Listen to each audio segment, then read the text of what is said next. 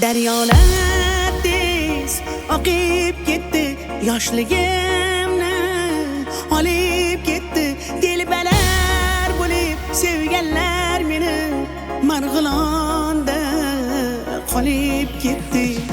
Yulduz opa televizordan tushmay qo'ydingiz, kambar deb bir qo'ng'iroq qilmay qo'ydingiz. Avvalgidek sochingizni bo'yamay qo'ydingiz.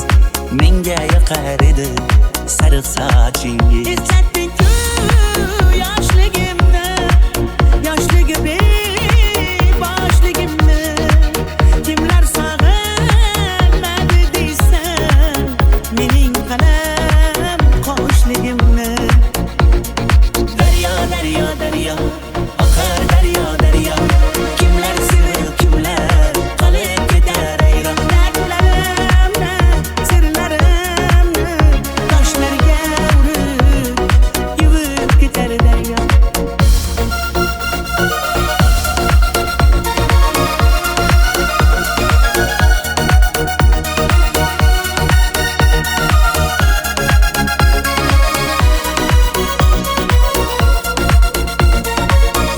Ketdi yoshligi demang yolg'on.